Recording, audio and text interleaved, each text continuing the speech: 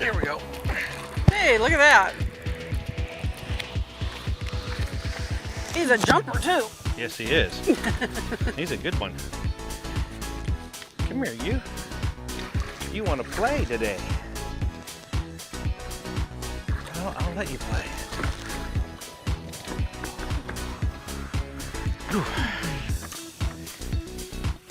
I can see just the top antenna part of a crawdad. Ah, Yeah, that's why he hit my tube. yep, eating crawdad. He barely just looks like a hair that's sticking out of his mouth. So hurry up, he might throw it up on you. Yeah, well, that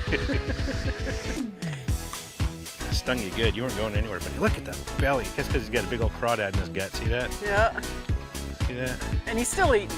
He's still eating. You greedy. Thank you, buddy. Let you go.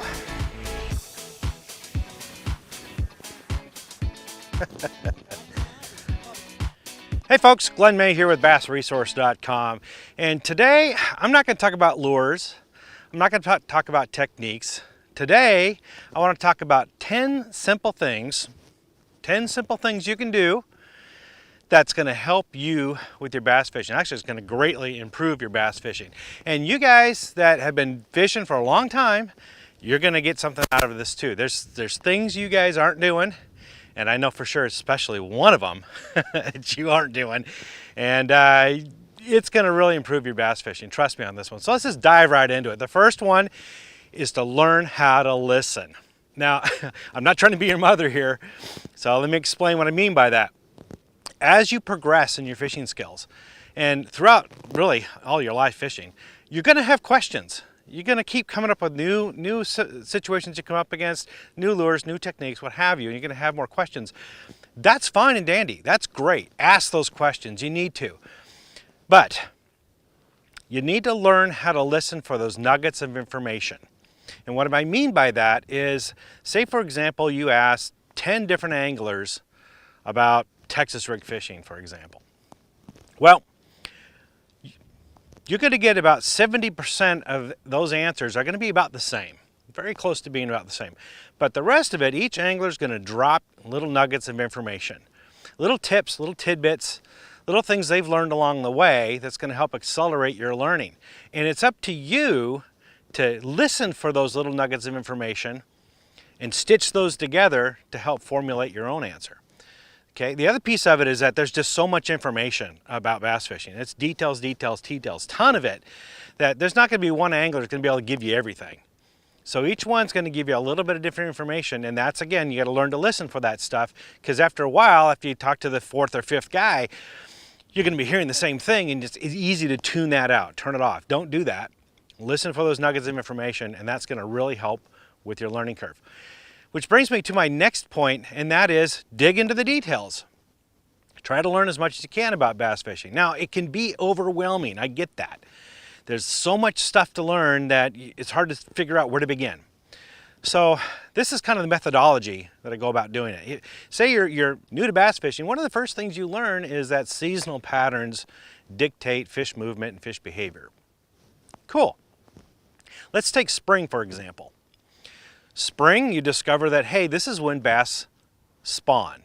So as the water warms up, the days get longer, the fish start to move shallower, they get more aggressive, and then on or around a full moon, that's when they spawn. Great piece of information. All right, let's peel back another layer of the onion. Say you're fishing a reservoir, a large reservoir. Well, the further away from the dam, the shallower the water is, and that warms up the fastest. So those areas are where the bass are going to spawn first, or exhibit that spawning behavior and pre-spawn behavior. So they might spawn there first, then the next wave of spawning might happen mid-lake, and then the third wave will happen closer to the dam. Great! That's a wonderful piece of information. Now let's go a little bit further. Now we find out that, hey, bass like to spawn on hard bottoms, right? Hard surfaces. Well, how can you tell the difference between a soft and muddy surface and a hard surface? Well, there's certain plants that thrive on soft and muddy bottoms, and other plants that do very well on hard surfaces. So learning to identify those plants, you can go into a large area, look at these aquatic vegetation, and quickly you can kind of get an idea of where the bass might be and eliminate all the rest. Wow, it's another nugget of information. All right, that's part of your learning curve. You just start broad and dive into the details of any given subject and keep learning. That is key to your success. The guys who have done this are the ones that typically are better than your average angler.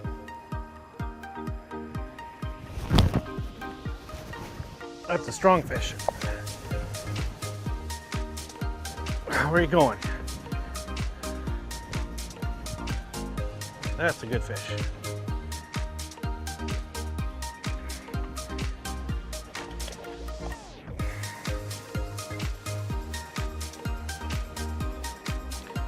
Come here, buddy. Whoa.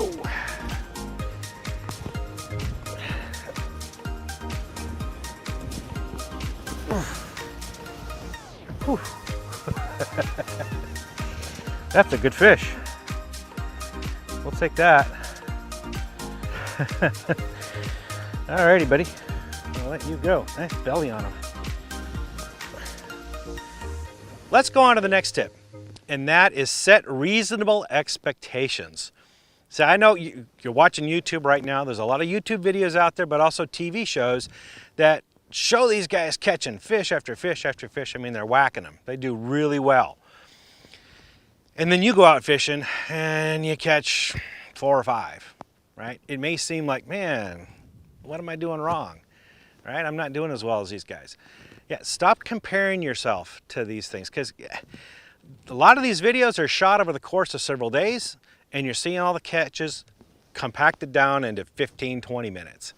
So it seems like a bonanza, but it's not. What you need to do is compare your progress against yourself.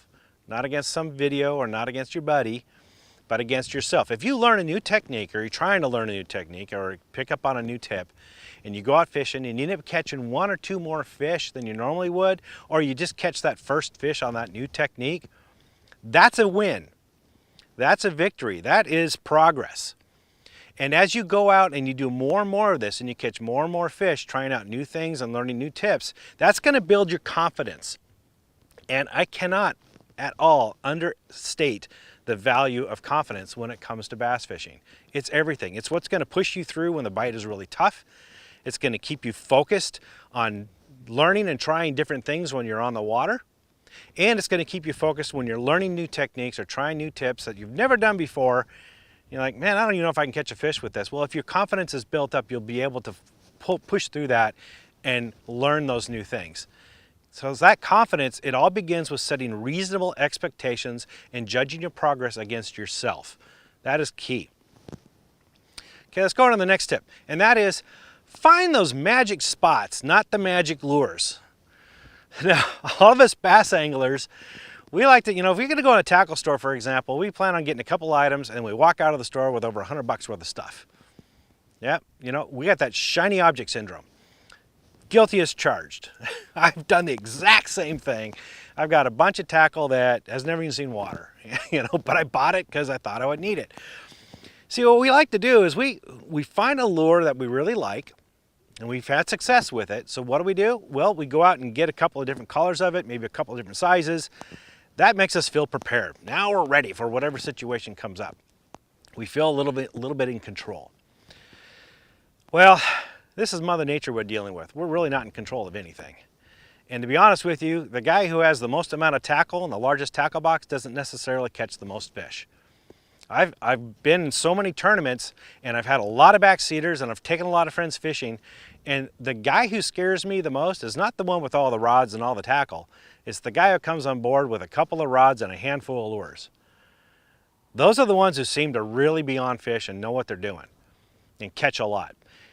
The reason why is because they take the time to learn bass behavior. They learn the environment and how the forage and the bass react to the environmental conditions. And that way they're able to find those spots, either on the lake or river, whatever, that tend to have higher concentrations of fish. So the key really to catching a lot of fish is not how many lures you have, because let's face it, you can have the best lure ever made. But if you're throwing it in water where there aren't any fish, you're not going to catch anything. So the key is knowing how to find fish and where they're at. And that is invaluable. And we got a ton of that information on bassresource.com. There's a section there called Fish Facts. There's another section about lake management. It's an encyclopedia of information that's all about forage and environmental conditions and habitat and, you know, fish behavior of both bass and their forage and so on and so forth. That kind of stuff is key to locating and finding and catching bass. So dig in, it's going to help you out a lot. Let's move on to the next one, and that is find out what makes fishing fun for you. Okay, now, before you say, well, duh, Captain Obvious, fishing is fun, I also wouldn't be doing it. I mean, yeah. let me explain what this is. Fishing offers so many different things to so many different people. There's a lot of facets to fishing that people find appealing. What you need to do is figure out what your passion is and build your fishing around that. So for example, if you really like tournament fishing, then plan around, you know, a tournament schedule, maybe a couple of different tournament, you know, organizations, maybe join a bass club, get into a couple opens, pre-fish these lakes, get into it. Really get into it and enjoy it and have fun. Man, tournament fishing can be a blast, and it's a great way to learn too. Maybe you just like trophy fishing, trophy bass fishing, and so you build your gear and equipment and your lures around that. You pick the lakes that have the higher propensity for you to catch a large bass. Whatever it may be, whatever your passion is, build it around that. But here's the key thing, guys, and even you guys have been fishing for a long time. This is what I was talking about earlier. What happens is at some point, it's not going to be as appealing to you. Most of the time, that's what happens to a lot of guys. I know a lot of guys who went headlong into tournament fishing, and I did it a lot. You know, I was fishing 20 plus tournaments a year, fishing around the country at times, not on a pro circuit, but a lot of opens, and it was a blast. Loved doing it. But after a while, for me at least, it got to be almost like a job. Either I'm fishing a tournament or I'm pre-fishing for the next one. I really didn't have time to go out and just fun fish or take my friends fishing or my family fishing or go explore that lake that tournaments aren't held on, whatever. And you get kind of burned out on. This is what you hear guys talking about getting burned out on fishing. Whatever that means, maybe it's not tournament fishing, maybe it's something else. Here's where you need to step back and reassess. Reassess your passion, because all of us, our likes and our interests change over time. And it's not that bass fishing got boring, and a lot of guys do this. They go, well, I hang it up, they sell off their rods, equipment, gear, I'm gonna go hunting now, whatever. Don't do that. Instead, if there's something else that you like to do now, find that passion and reassess your fishing and build your fishing experiences around that passion. Say, for example, now instead of going trophy fishing, now you just want to catch numbers. Or say you just like to get outside and enjoy the outdoors and be one with nature. Maybe you just like, it's fun to take your friends and family out fishing, or maybe exploring new lakes. Whatever that is, just refocus and build your fishing experience around that. If you do that, then fishing is always going to augment your interests, and it's always going to be fun. And with that, your learning will continue to intensify, because you're now doing different things and trying different things, and fishing is going to be a part of your life, literally for the rest of your life. It's going to be fun. So that's key to learning, is just finding that passion and going for it. We have another customer. Yeah. This one's my customer. He's just a little guy. But hey, they're fun to catch, right? Yeah. He had to eat that jig. Had to eat that jig. Look at that jig. Jig's bigger than you are. Yes, it is. The jig is just as big as you little heathen. You ate it. Remember that. Bye-bye. Yikes! Goodbye. He was not playing around. He was gone. All right, the next one is to go out and fish for other species.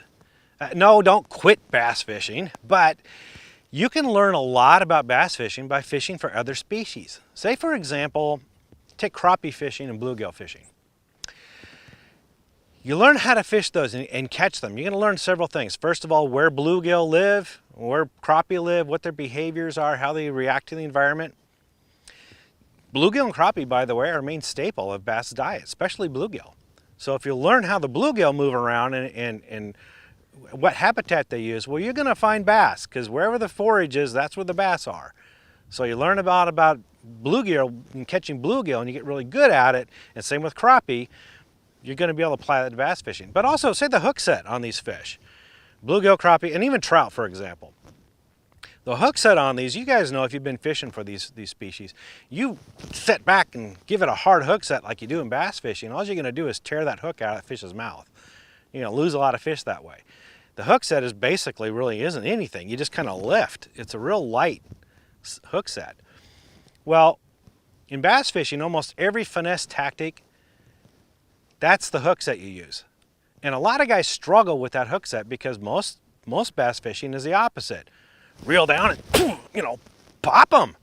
Give them a good hard hook set. You can't do that with finesse fishing because you're going to rip the hook out of the fish's mouth. So you learn that hook set with these other species, and you can apply that to bass fishing. Say, for example, let's try current. You know, fishing in a river. Say you like to fish for brook trout, or maybe even salmon, whatever. You learn how to read the water. You figure out how these fish use eddies, use breakwaters, use current, and that can be applied to bass, because bass use current the same way that those fish do. And so you'll get better at reading the water and finding those spots where those fish are stacking up, and you can catch a lot more. So fishing for other species, you can apply a lot what you learn from that to your bass fishing. It really will accelerate your learning curve. The next one is to pay attention and watch pro anglers.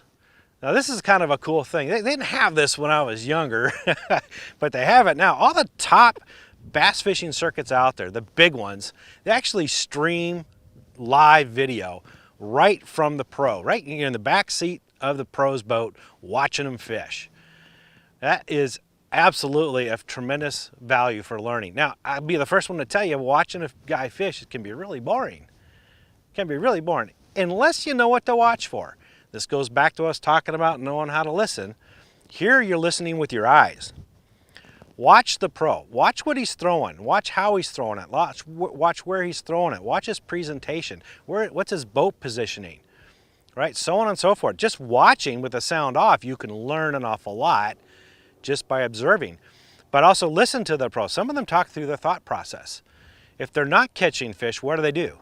Do they pick up stakes and move elsewhere, or do they change lures and tactics? And does it work for them? Because that's the old adage, man. That's the whole thing that the debate that you hear, you know, stay and play or run and gun. See what happens. You can learn a lot by watching these pros.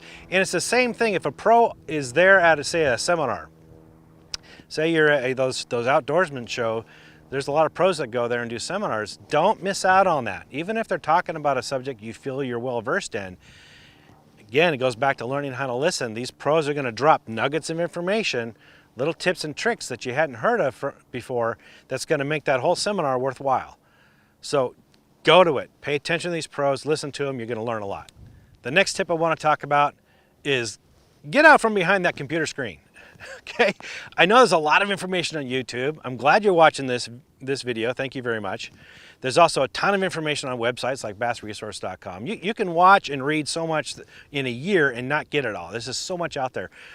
But you've got to get out on the water and apply it. That information will stick in your brain a lot better if you get out there and try it and use it and catch fish on it. But even more so, there's things on the water that you have to learn that you can't be taught. I can't tell you how to feel a bite. Okay, is that a stick? Is that a log? Is that a weed? Is that a bite? Only experience are you going to be able to tell that. You know, bed fishing for bass. Learning the characteristics and the movements of a bass and where they go and how to understand how they're reacting to your lure. Experience is going to tell you that. How to skip a bait under a dock, or how to flip and pitch, and so on and so forth. There's so much that you have to just do on the water and teach yourself that you got to get out from behind that computer screen. So you don't have to, you know, plan out a whole weekend or just a day. You can just go for a couple hours after work or something like that. But as long as you get on the water, it's going to accelerate your learning curve that much more. The next tip, get organized. You got to organize your tackle. The key thing about this is if your tackle is all organized, then you know where it is, you know how to get to it effectively and quickly, and how much you have of what, your inventory. Okay, a lot of us, we get our favorite plastic, we're out there fishing, and next thing you know, we've run out of that plastic because the fish have all tore it up. And that's, now what, right? Now what bait do I use? That cuts down on your confidence. Or if you're digging around trying to find a lure and you can't find it, and you're wasting time on the water digging around all your tackle trying to find stuff, that cuts down on confidence. You feel like you got to hurry up, you might miss a knot or something like that. Being organized really helps in your thinking process and helps so you can focus just on fishing, and it keeps that and maintains that focus, that confidence level. And that is critical to your success. So make sure everything's all ready to go when you go fishing, so you don't have to fuss with that stuff when you're on the water. There we go. You're messing with the spinnerbait, you follow up with the soft plastic stick bait.